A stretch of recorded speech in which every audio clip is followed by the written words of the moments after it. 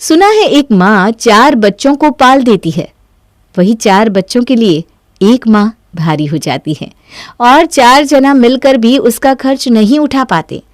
ऐसी ही एक कहानी है रीटा और उसके बेटों की। बड़ी बहू सुमन के आने के बाद से ही घर में कलेश शुरू हो जाता है। एक रोज सुमन पसीने में लथपथ रसोई से बाहर आकर अनिल से कहती है, मैंने क्या सबका ठेका ले रखा है? इतनी गर्मी पड़ रही है, तुम्हारी माँ हाथ हिला देगी तो छोटी नहीं हो जाएगी। तीनों वक्त सबको अलग अलग खाना चाहिए। अरे मेरी सुना, क्यों मिर्ची बनी बैठी हो? क्या हुआ बोलो तो, इतना चिड़चिड़ क्यों कर रही हो? क्या हुआ? इतना सब होने के बाद भी तुम पूछ रहे हो कि हुआ क्या है? मुझे अकेली को सारा काम करना पड़ता है। सुबह से उठकर मैं काम ही कर रही हूँ, खाने पीने से लेकर साफ सफाई से लेकर कपड़े लत्ते सब कुछ।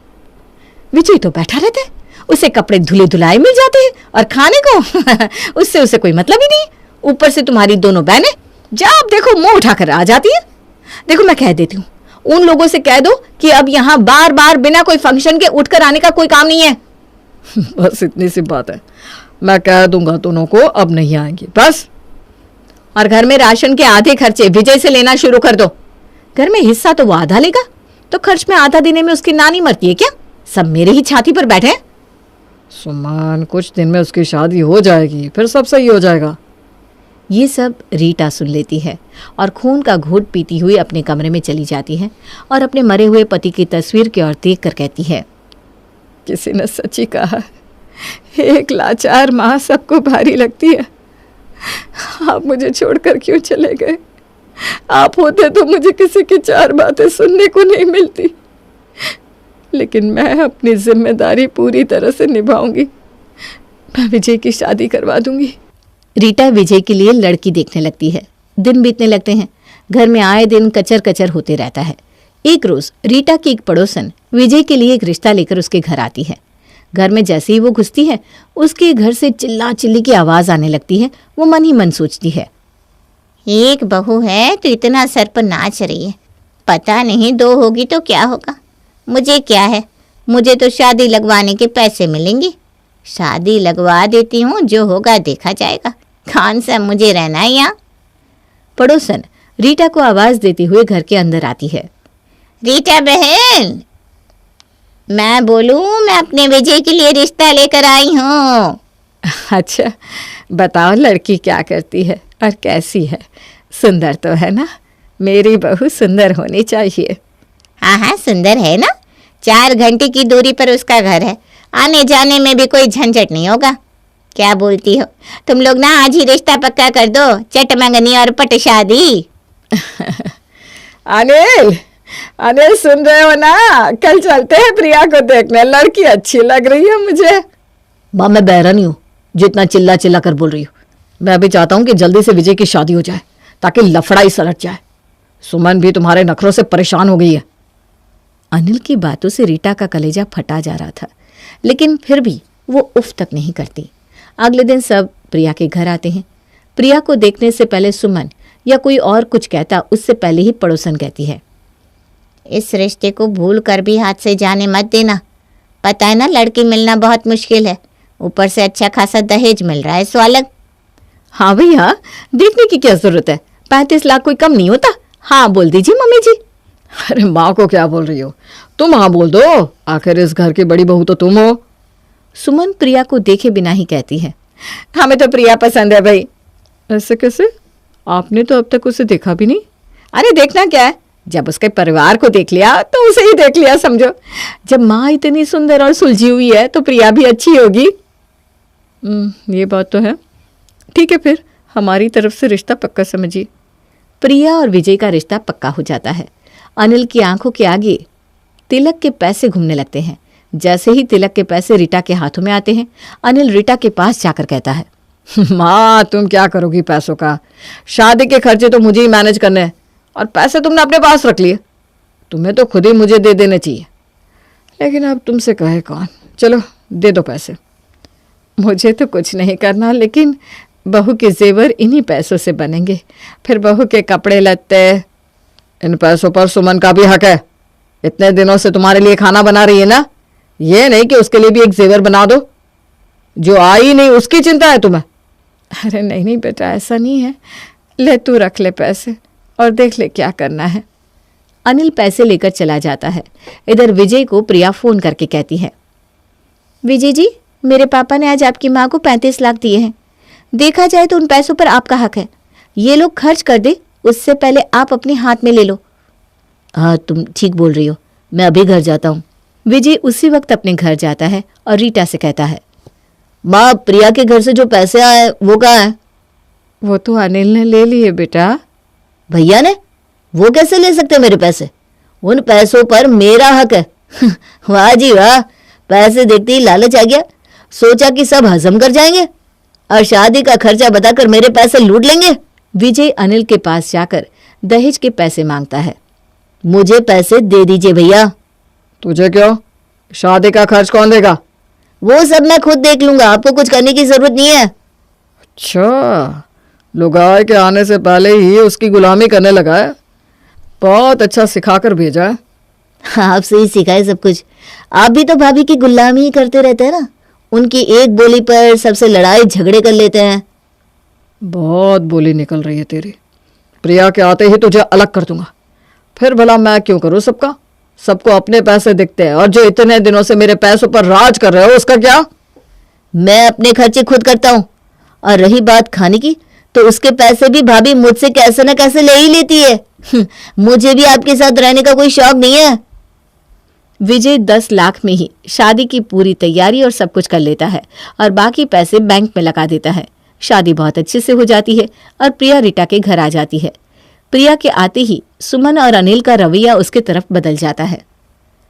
आओ देवरानी जी, बहुत दिनों से मैं काम कर रही हूँ। अब कुछ दिन तुम भी काम कर लो। आने से पहले ही मेरे देवर को भड़का दिया। अब तो आ गई हो। इतने लोगों का काम करोगी ना, तब पता चलेगा। भाभी, आप कुछ भी बोले जा रही हैं। मुझसे मुंह लगाना भारी पड़ जाएगा आपको। प्रिया अपने कमरे में चली जाती है और आते ही अपने तेवर दिखा देती है। इधर प्रिया की बोली सुनकर सुमन का खून खौलने लगता है और वो तेज से कहती है, देवर जी, अपनी फूलझड़ी को समझा लीजिए। दहेज का रोब ना दिखाए। मेरे घर वालों ने भी कोई कम नहीं दिया था। मम्मी जी, कह दे रही हूं, मेरी रसोई में ये लड़की नहीं घुसनी चाहिए। विजय को भी गुस्सा आ जाता है। वो अपना मोबाइल फेंकते हुए कहता है, प्रिया रसोई में जाएगी, मैं भी देखता हूं कौन उसे रोकेगा। अरे, ये मेरी रसोई है, अपनी बीवी के लिए चाहिए तो अलग बना लो। बहुत हो गया माँ, अब बंटवारा कर लो। अलग रहेंगे वही अच्छा है, वरना खा पीकर सब गुण चोर बन जाते हैं। हाँ माँ, बंटवारा कर ही दो। मेरी शादी होते ही सबके रंग दिख रहे हैं। ठीक है, दोनों भाई एक एक फ्लोर ले लो। मेरा क्या है, मैं तो अनिल के स्टोर रूम में रह जाऊंगी। क्यों? मेरे फ्लोर पर क्यों? विजय के फ्लोर पे भी तो स्टोर रूम है। अरे ठीक है, मैं विजय के फ्लोर में रह जाऊंगी बस। अरे मेरे फ्लोर में क्यों रहेंगी माँ? भैया बड़ा है तो उसके पास रहेगी ना। क्यों, तुझे माँ ने खाना नहीं खिलाया कभी? रीटा की आंखें भर आती है। वो रोते हुए कहती है, तुम दोनों लड़ो मत, मैं अनाथ आश्रम चली जाऊंगी। मुझे किसी पर बोझ नहीं बनना। तभी रीटा की दोनों बेटी कहती हैं, तुम दोनों ने तो हद कर दी है, नाक में दम कर दिया है। हमने सोचा कि ठीक है, हमारे आने से दिक्कत है तो हम नहीं आएंगे। अब तो तुम दोनों को माँ को रखने में भी प्रॉब्लम हो रही है। एक ही तो औरत है, उसी के घर में रह रहे हो और उसी को रखने को तैयार नहीं हो। अगर माँ अनाथ आश्रम गई तो हम दोनों बहनें भी इस घर में हक लेंगी और तुम दोनों पर केस कर देंगे। अनिल और विजय के तो तोते उड़ जाते हैं। माहौल को बदलने के लिए अनिल कहता है, अभी सब शादी से थके हैं, इस मैटर पर कल बात करते हैं। अभी सब अपने अपने कमरे में सोने चलो। सुमन तो ऐसे ही कहती रहती है। कल का खाना मेरी रसोई में ही बनेगा। सब अपने अपने कमरे में चले जाते हैं। रात भर सुमन और अनिल आपस में खिचड़ी पकाते हैं। ऐसा दांव फेंकूंगी कि चारों खाने चित। अगले दिन प्रिया तैयार होकर नाश्ते की टेबल पर आती है। सब नाश्ता करने लगते हैं। तब अनिल कहता है, किरण और संगीता, मैंने सोचा है माँ हमारे साथ ही रहेंगी। 15 दिन मेरे साथ और 15 दिन विजय के साथ। इससे हम दोनों को भी आराम रहेगा और माँ को भी दोनों बेटों का प्यार मिलेगा। ठीक है, मुझे कोई दिक्कत नहीं है। मैं तो हमेशा से माँ को साथ ही रखना चाहता हूँ, लेकिन अब भैया नहीं चाहते तो। ठीक है, अब तो दोनों को कोई दिक्कत नहीं है ना? प्रिया अभी नई नई आई है तो पहले माँ उसके पास रहेंगी ताकि उससे भी घर के नियम पता चल सके। जैसा ठीक लगे। अब घर का बंटवारा हो जाता है। सब रिश्तेदार और किरण और संगीता सब अपने अपने घर चले जाते हैं। रीटा विजय और प्रिया के साथ उनके फ्लैट में रहने लगती है। हफ्ते भर में ही प्रिया एक रोज रीटा से कहती है, मम्मी जी मैं और विजय 2 दिन के लिए घूमने जा रहे हैं, आप अपना खाना खुद बनाकर खा लेना। ठीक है बहू, जाओ तुम लोग। प्रिया अपनी पैकिंग करती है और रास्ते के लिए बहुत सारा खाना बनाती है। नाश्ता देखकर रीटा कहती है, बहू जब तुम निमकी बना ही रही हो तो मेरे लिए भी बना दो, मेरे नाश्ते का भी काम हो जाएगा। आपको बस पता चलना चाहिए, आपके लिए ना भाभी ही सही है, सूखी रोटी देती है ना, हाँ वही सही है आपके लिए। बेटा बहू निमकी खा ले, कैसे बर्दाश्त होगा आपसे? रीटा की आंखें भर आती है। नाना बहू मैंने तो ऐसे ही कह दिया था, बहुत दिनों से निमकी नहीं खाई थी ना। नहीं खाई थी तो बना लेती, मेरे खाने को देखकर रोने की क्या जरूरत थी? रीटा कमरे से चली जाती है। प्रिया और विजय घूमने के लिए निकल जाते हैं। यहाँ रीटा अपना खाना पीना खुद ही बनाती है, अपने कपड़े खुद ही धोती है। पूरा दिन काम करके रीटा को बुखार हो जाता है। बुखार में तपने के कारण रीटा उठ भी नहीं पाती और किरण को फ़ोन करके कहती है, बेटा तू आ जाएगी क्या? मुझसे कोई काम नहीं हो रहा, उठा भी नहीं जा रहा। माँ तुम रुको, मैं अनिल को अभी तुम्हें डॉक्टर को दिखाने को कहती हूँ। किरण अनिल को फ़ोन करती है। माँ की तबीयत इतनी खराब है, डॉक्टर को दिखा दो और सुमन से कह दो कि माँ के लिए गर्मा गर्म कुछ खाने को बना दे। मुझे तो पता ही नहीं था माँ बीमार है। देख लो अपने लाडले भाई को, माँ को छोड़कर चला गया, ये नहीं कि मुझे बता दे, मैं अपनी माँ का ध्यान रख लेता। ठीक है, अब तुम माँ को संभालो। अनिल डॉक्टर को बुलाकर रीटा को दिखवाता है। इन्हें कुछ नहीं हुआ, बस थकावट के कारण फीवर है। माताजी आप पेट भर के खाना खाइए। मम्मी जी आपको खाने का क्या मन है, मुझे बताइए, मैं बना देती हूँ। बहू मुझे ना गर्मा गर्म हलवा खाने का मन हो रहा है, बारिश हुई है ना। अभी बनाती हूँ माँ जी। सुमन धीरे से अनिल को कहती है, मैं क्यों अपनी रसोई में हलवा बनाऊं? मम्मी जी तो अभी उसकी पारी में है ना, हम दोनों का भी यहीं बना लेती हूँ मैं। और नहीं तो क्या, तुम्हें क्या लगता है मैंने ऐसे ही डॉक्टर को पैसे दे दिए, वो विजय के आने पर उससे ले लूँगा मैं। सुमन विजय के फ्लैट में ही हलवा बनाती है और तीनों मिलकर खाते हैं। फिर सुमन रात का खाना भी वहीं बनाती है। मम्मी जी अब आपको अकेले तो नहीं छोड़ सकते, तो हम भी यहीं खा लेते हैं। हाँ हाँ बहू यहीं रहो तुम। सुमन आराम से एसी चलाकर बैठ जाती है और पूरी रात एसी चलाकर रखती है। तब से विजय के आने तक अनिल, सुमन, रीटा के साथ विजय के फ्लैट में ही रहते हैं और उसके ही घर का सब सामान इस्तेमाल करते हैं। कुछ दिनों में विजय आ जाता है। सुमन और अनिल अपने फ्लैट में चले जाते हैं। आते ही अनिल विजय से कहता है, माँ की तबीयत खराब हो गई थी, डॉक्टर के 1000 रुपये और दवाई के 1000 रुपये दे देना मुझे। अरे आपने दे दिए ना, अब क्यों मांग रहे हैं? अरे माँ की जिम्मेदारी तुम्हारी थी ना, हिस्सा लेने के वक्त भी कहते थे, आपने दे दिया तो क्या हुआ? अरे दे रहा हूं। विजय पैसे देकर चला जाता है और चिड़चिड़ाते हुए कहता है, इसकी बारी में मैं भी ऐसा ही करूंगा। विजय घर आकर रीटा को सुनाता है, माँ तुम मुझे नहीं कह सकती थी क्या? देख लो अपने बेटों को, आते ही तुम्हारी दवाई और डॉक्टर के पैसे भी मांग गया मुझसे। 2 दिन में बीमार भी हो गई, खर्चा बढ़ा दिया। ठीक है, शुगर और बीपी की दवाइयाँ इस बार में कम मंगवाना। अरे वो तो मैंने पहले ही सोच लिया था। इधर राशन देखकर प्रिया कहती है, हम दोनों तो थे नहीं, फिर भी पूरा राशन खत्म है। भाभी ने तो पूरा मौज किया है हमारे घर में, एसी भी खूब चलाई है, बिजली बिल बहुत आएगा इस बार। अपने फ्लैट में तो एसी नहीं है ना, पर इसका मतलब ये तो नहीं कि दूसरे के बिल की कोई फिक्र ही ना करो। प्रिया की बात सुनकर रीटा रोते हुए कहती है, एक औरत कितनी भारी हो जाती है।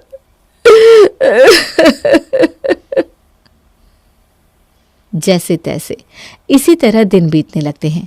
15 दिन पूरे हो जाते हैं। विजय रीटा का सारा सामान लेकर अनिल के फ्लैट में छोड़ देता है। लो भैया, अब माँ तुम्हारी जिम्मेदारी। देख लो माँ का वजन बढ़ गया है। मेरे पास तो माँ बहुत खुश थी। अच्छे से रखना माँ को। तू मुझे मत सिखा, अभी तक मैंने ही माँ को रखा था, 15 दिन क्या रख लिया, खुद को तोप समझ रहे हो?